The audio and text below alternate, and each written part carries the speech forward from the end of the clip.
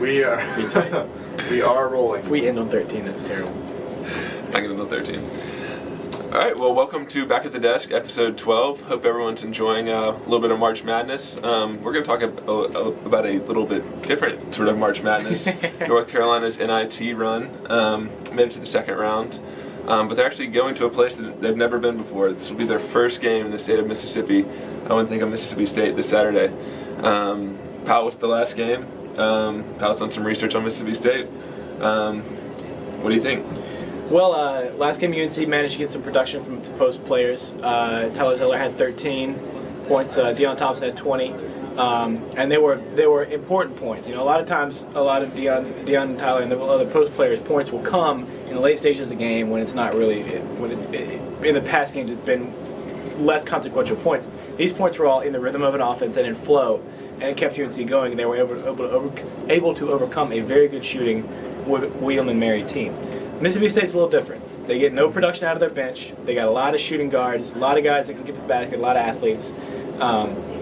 D-Boss, Rayverm Johnson is his name, Rayverm. Really athletic guys. They almost beat Kentucky in the SEC championship game just a couple weeks ago. I mean, they played the heck out of that game, and they are really strong defensively. So they're going to be tough for UNC to handle, especially on the road in Starksville, which the booming metropolis of Starksville, Mississippi. Yeah, and the leader of that defense is Jarvis Bernardo. I believe he's second in the country in block shots.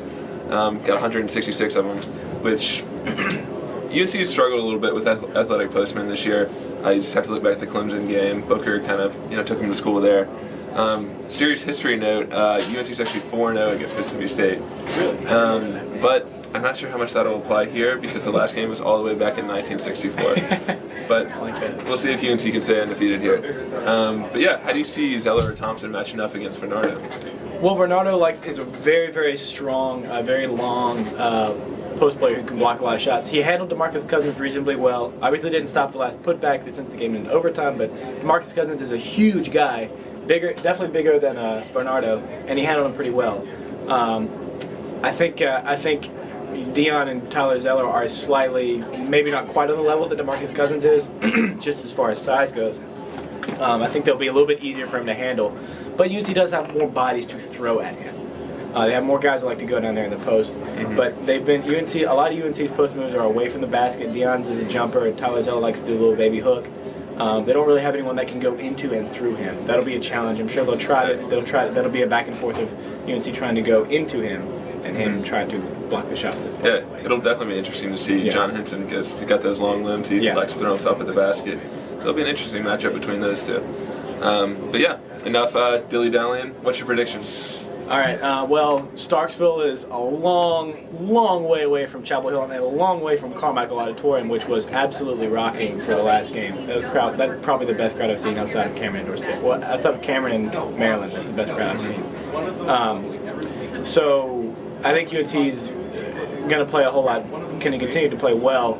But I just don't think they're going to have enough to get Mississippi State. I think it's going to be 74-64 Mississippi State. Right. I'm actually going the opposite way of you here. I really think North Carolina's going to win this game. I watched the entire William & Mary game. North Carolina raced out to that early lead. But then, William & Mary did what a bunch of teams have done to UNC this season, come back in the second half, gotten ahead of them.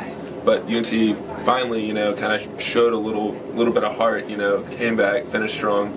And I just think Mississippi State's a little bit too inconsistent. I don't know if they can put, a solid game like they had against Kentucky together again against, another. I guess UNC's not really a big time opponent anymore, but I think they're like a fairly big name and they might be a little bit intimidated by the jersey. So I'm going to say, I think it's going to be close, but I'm going to say 68-66 North Carolina. It's going to be a squeaker. All right. Well, you just get to predict the game. I get to drive the 11 hours there and then watch it and then write about it. So I guess I'll have to see. Right. And if UNC does end up beating Mississippi State, they're going to have an interesting matchup probably in the next round. It's either going to be UAB or in-state rival NC State. Yeah, which will be back in Carmichael. And that'll be for a trip to the Madison Square Garden, which they've been to before. MSG. Yep. Yeah.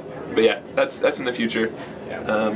I think we're about done here. I think that's all we got, yeah. All right, thanks for watching. Hope your Final Four teams are still alive. Yeah. My bracket's completely just in the tank. Crossing my fingers for Vandy to win. No, dude, I'm done. My bracket's shot. It's gone.